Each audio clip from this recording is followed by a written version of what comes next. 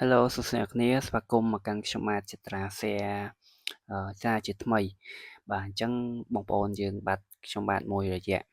ដែលអត់បានចេញវីដេអូក៏ដូចជាប្រាប់នៅចំណេះដឹងបន្តិចបន្តួចជាដើមបាទដោយសារតែខ្ញុំបាទមាននៅទុរៈបន្តិចបន្តួចបាទអញ្ចឹងថ្ងៃនេះខ្ញុំបាទមាននៅចំណេះដឹងក៏ដូចជាអឺគន្លឹះខ្លះៗនៅក្នុងការអឺការពារនៅ account Telegram របស់បងប្អូនដែលភាគច្រើនមួយរយៈនេះគឺខ្ញុំបាទជួបប្រទះច្រើនមែនទែននៅតាមបណ្ដាញ Facebook ដែលគាត់មានការបាត់នៅ account Telegram ដោយការចូល hack ឬក៏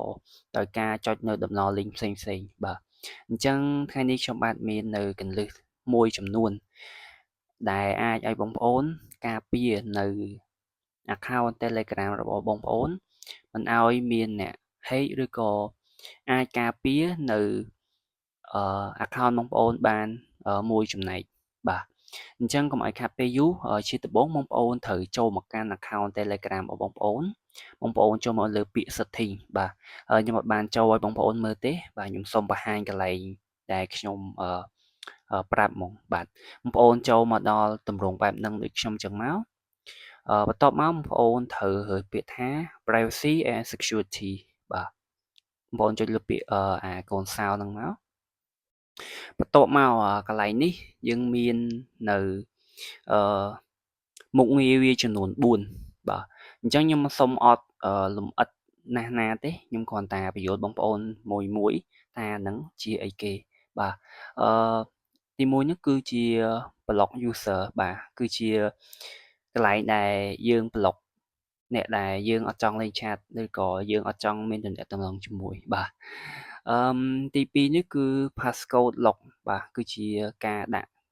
ដែលពេលយើងចូល account Telegram ទៅគឺវាlock យើងដាក់កូដទៅវាចុចមកយើងត្រូវដាក់យើងបញ្ចូល password ហ្នឹងទៅទើបអាចចូល account Telegram យើងបានបាទហើយទី3នេះគឺ two step verification គឺអាហ្នឹងគឺជា step មួយគឺជាកន្លែងមួយដែលសំខាន់បំផុតសម្រាប់ account Telegram របស់បងប្អូនបាទសម្រាប់ទី4នេះគឺជា auto delete អីទេបាទវាអត់មានអីសំខាន់ទេបាទវាសំខាន់ដូចគ្នាគ្រាន់តែខ្ញុំអត់បានបង្ហាញកន្លែងហ្នឹងទេខ្ញុំសូមបង្ហាញមួយចំណុចតាក់ទងនឹងអ្វីដែលសំខាន់ជាងគេគឺរូបកូនសោនេះtwo step verification បាទខ្ញុំសូមបង្ហាញកន្លែងហ្នឹងអញ្ចឹងបងប្អូនមកដល់កន្លែងហ្នឹងបងប្អូនយកពាក្យរូបកូនសោហ្នឹងបងប្អូនចុចលើហ្នឹងមកបន្ទាប់មកវានឹងចេញនៅទម្រង់បែបនេះបងប្អូនត្រូវចុចពាក្យថាset additional password បាទអង់គ្លេសខ្ញុំអត់សូវប៉ាកែដែរបងប្អូនចុចលើពាក្យហ្នឹងមកបន្ទាប់មកវាឲ្យយើងបង្កើតនៅ password របស់យើងបងប្អូនដាក់នៅ password មកដាក់ password ដែលបងប្អូនគិតថាងាយចាំនិងពេលដែលយើង log in ចូលពេលដែលយើងចូលនៅ Telegram នឹងម្ដងទៀតឬក៏ចូល account នៅទូរស័ព្ទមួយទៀតបាទបងប្អូនស្រួលយកដាក់ហើយអត់ពិបាកបាទអញ្ចឹងខ្ញុំសូមដាក់មកខ្ញុំសូមដាក់ងាយចាំបងប្អូនអាចដាក់បងប្អូនបានបាទយើងដាក់មានអក្សរទៅអក្សរហើយលេខដែលយើងដូចpassword Facebook យើងបានបាទនៅពេលដែលយើងពេញហើយគឺខាងក្រោមនេះគឺជា password ពីរហ្នឹងបងប្អូនដាក់ដូចគ្នា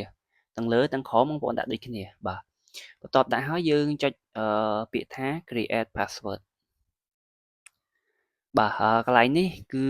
វាអត់មានសំខាន់ទេបងប្អូនចុចលើពាក្យ skip setting ហ្នឹងមកបាទកន្លែងនេះគឺយើងត្រូវដាក់នៅ email សម្រាប់ពេលដែលយើងភ្លេចឬក៏អីយើងអាចចូលយើងអាចforgot password ហ្នឹងគឺយើងអាចយកនៅ password ថ្មីបានបាទយើងអាចដូរបានអញ្ចឹងបងប្អូនដាក់ password មកបាទខ្ញុំសូមដាក់ password នេះចុះដាក់សុំទោសយើងអាចដាក់ Gmail ខ្ញុំសុំទោសបងប្អូនដាក់ Gmail ដែលបងប្អូនប្រើរាល់ថ្ងៃហ្នឹងមក បន្ទាប់មកបងប្អូនដាក់ email ចឹងហើយបងប្អូនចុចលើពាក្យថា continue បាទបន្ទាប់មកដល់កន្លែងនេះគឺវាឲ្យយើងយកកូដមកពី email ដែលយើងបានដាក់មិញបាទអញ្ចឹងបងប្អូនត្រូវចូលទៅយកកូដនៅ email របស់យើងនៅពេលដែលបងប្អូនបានកូដពី email របស់យើងហើយអញ្ចឹងបងប្អូនត្រូវ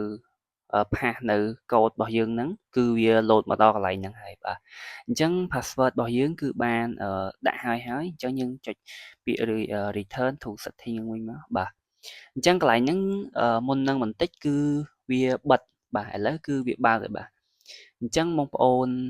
បានបើកកន្លែងហ្នឹងហើយគឺជាសុវត្ថិភាពមួយសំខាន់សម្រាប់ account Telegram របស់បងប្អូនបាទអញ្ចឹងសង្ឃឹមថាបងប្អូនទាំងគ្នានឹងអាចធ្វើបាននិងមានចម្ងល់ផ្សេងតាក់ទងនឹងការដាក់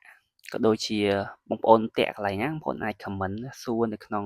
ខាងក្រោមវីដេអូនឹងបានបាទអញ្ចឹងវីដេអូមួយនេះមានតែប៉ុណ្្នឹងទេបាទជួបគ្នានៅវីដេអូក្រោយជាបន្តទៀតបាទសូមអរគុណ